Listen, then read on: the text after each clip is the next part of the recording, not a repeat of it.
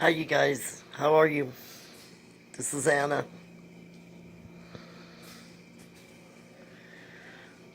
I wanted to give you a little bit of my testimony,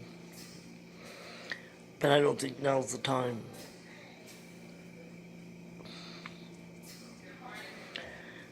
I moved into this new place, and my roommate is just amazing. I know she's a human being, and I love her with the love of God, but she's just deliberate and very threatening. And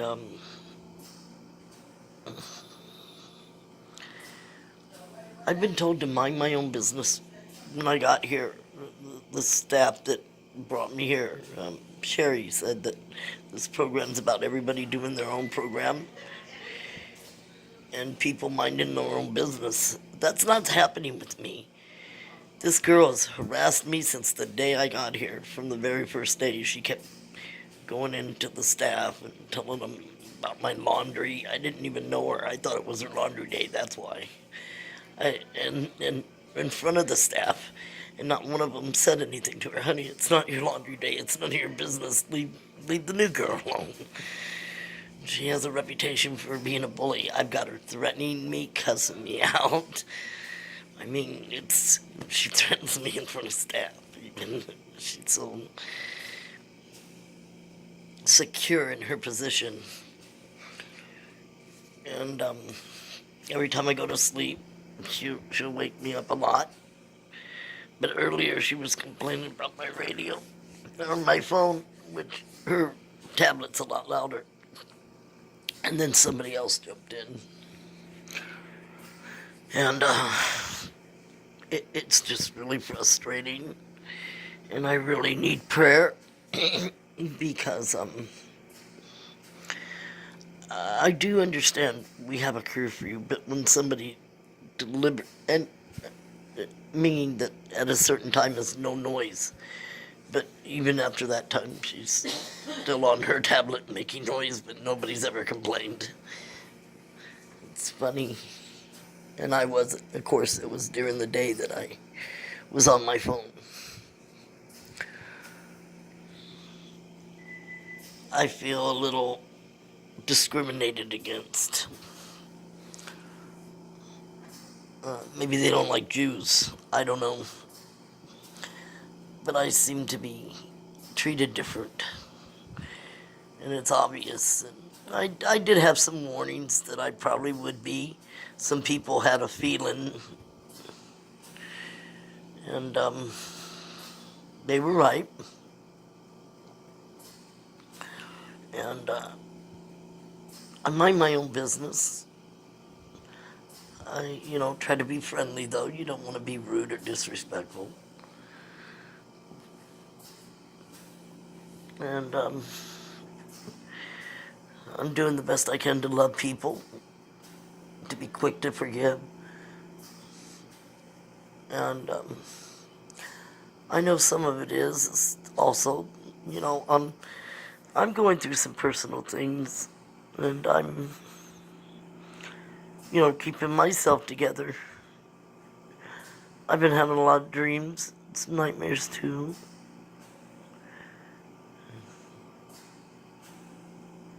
It doesn't feel like a comfortable, safe place. And that's not good. Everybody should feel valued and safe and, protected. I'm doing my breathing machine because I have to. And I'm a little trying hard not to smoke, I'm telling you. Ooh. I did quit smoking a couple months ago. But there's a situation that needs to be addressed. When I had a job as a receptionist. And some people are helping me, and I thank God for them because it's really time. And they're kind of tired of, the way I keep getting treated too. And I thank God for those people because it just doesn't make sense that one person would go through something after being an eyewitness to something, Bibaga, and his kickback criminal crew. And from that time on, there'd be nothing but violent attacks, and because I've tried to testify, and harassment, and missing of property, destruction of property. Yeah, I go to Lancaster, California, Joe Sweet's church. It's an awesome church. Half the time my phone don't work, or it's got a couple of numbers in here. One of the numbers is 201-555-5555. I'm wondering if my calls are going to that number. But there were a couple other numbers in here too. I've got them down. And I don't know. And I don't have access to my Bigsby because, bless the Lord, somebody does. Hey!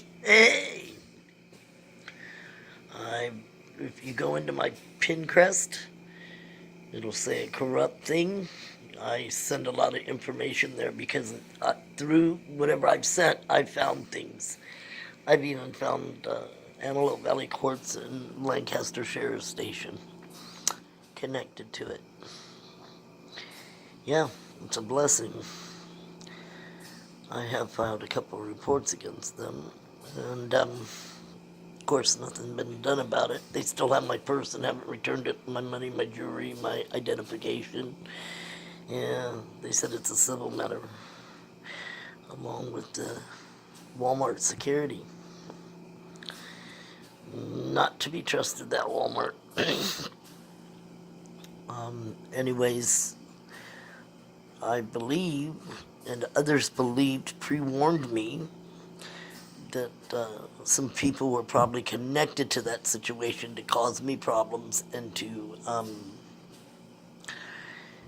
because it's happened in the past. A room I rented, I got arrested for hanging curtains. I was looking at 20 years in prison for hanging curtains in a room I rented. The Grams. And then there's Robin Richardson. She destroyed my car, a lot of it, which I have a settlement for $5,000, but the Antelope Valley courts won't give me. And then, there's others. Valerie Roop, which is on plenty of video, admitting that the sheriffs hired her to poison me. Wow. Yes. And why won't I die? And a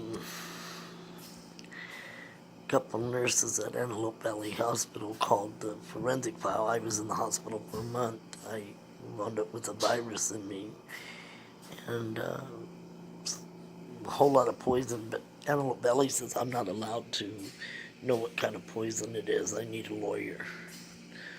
And then I recently been to the hospital several times over the same thing in the last month. A couple months, yeah. And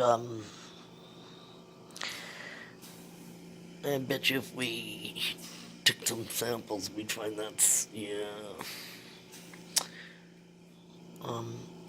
I really want to testify against these people and help the public be safe. And one thing about this program, if you notice when I first got on, it was really, really loud. We're supposed to respect, even though it ain't quiet time, if somebody's trying to sleep or, they're doing something, we're supposed to respect other people and the value of other people. This is what this program is morally and ethically supposed to be teaching. And I don't see that concerning me. They were out, even the staff was stating, which you could hear, well, it's not quiet time now, and being very loud with the my roommate, who is nonstop on me. It says a lot. It really does, if you think about it. It's almost like a retaliation.